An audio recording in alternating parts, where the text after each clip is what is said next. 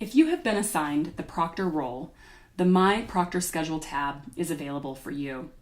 From this tab, you can view the schedule for exams that you are proctoring, as well as start a proctoring session. You can also view session details for historical exams. A few important tips to consider several days before proctoring an exam. ADA accommodations must be set in advance. All students must be assigned to an exam event at least 1 hour before the scheduled time. Once students are scheduled for an exam, the system will generate and send the student a notification email. The email will include all the exam schedule details. I encourage you to directly email your students and give them a heads up to look for this email notification. Also, remind them to follow the email instructions and run a browser compatibility test before they arrive to take the exam. This will save a lot of time. And it's especially important for students using his or her own computers. Lastly, remind them to bring their username and passwords for the exam portal. On the day of the exam, there are a few things you should mention to your students before beginning the exam. First, ask them to sign in to their exam management accounts. Second, pop-up blockers must be disabled for the exam to launch. This will eliminate interruptions by pop-ups during the exam. The pop-up blocker should be disabled for this site only. Lastly, I recommend developing a standard statement prior to each exam. This should include instructions to shut down all other documents, programs, or apps that might be open on their computers, and to fully maximize the exam window. I also recommend telling students that opening other windows during the exam leads to a proctor prompt and a digital data trail that is a potential violation of their honor code. When you're ready to start the exam, click the Start Proctoring Session link near the top right of the screen.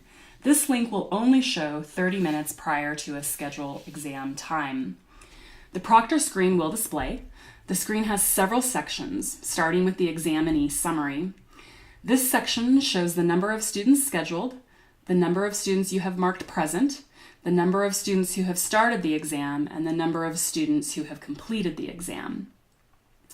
The Alerts section will show you a message if a student's status has changed. Those messages include disconnected, which means they've lost connection to the test, lost focus, which means the student still has connection to the test, but they're viewing something other than the test on their computer. Lastly, you will see paused, resumed, stopped, or completed when appropriate. The Exams section lists the exams that are taking place. It also provides a set of master links which carry out actions that affect the status of all students taking the exams. The Examinee section shows students that are signed up for the exams. Each examinee name is a link. If you click on their name, it will provide details including their name, ADA status, and email address. Here you can see David Brown is scheduled for ADA status time and a half. There is also an exam column to indicate the exam to which the student has been assigned. You can see David Brown is assigned to Family Medicine. The status column will initially show pending before the exam is started. During the exam, this will change to indicate any of the following statuses. Ready means the student is eligible to take the test and can be marked present. Authorized indicates they are marked present and authorized to start the exam at the scheduled time. Started simply means the student started, and completed means they have clicked a link to indicate they are finished with the exam. Lastly, reauthorized indicates that the student closed the exam and that you have reauthorized the student to start again. All right, you are familiar with the Proctor Screen session. Next, mark your students present and authorize their exams. You can mark a single student present in the Examinee section, or you can mark all students present together. After you do that, an Authorize command will appear next to each student's name. To authorize a single student, click the link next to the student's name. To authorize all the students for the exam, click the Authorize All link.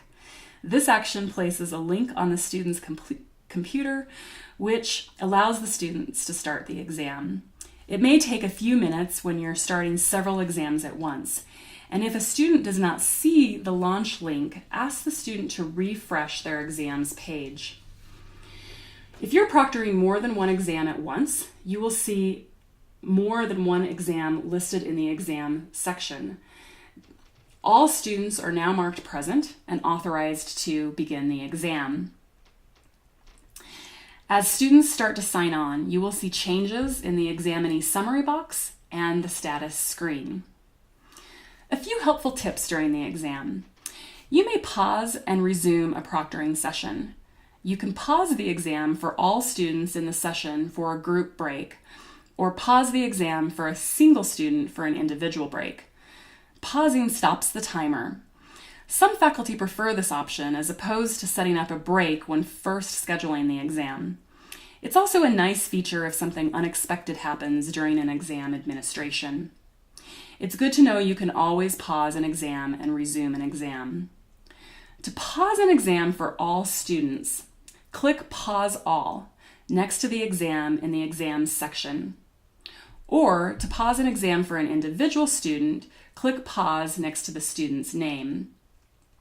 Those don't show on the screen because none of these students have started the exam. Likewise, to resume exams for all students, click Resume All or click Resume next to the individual student's name. You may also reauthorize a student who accidentally closes his or her window or has a power or internet connection loss. If any of these things happen, a reauthorize exam link will appear next to the student's name. In the Examinee section, you will simply click Reauthorize. This enables the Launch Exam Now link on the student's exam portal page and also gives the student the status of reauthorized on the Proctor Session tab. This action will send the student a new link.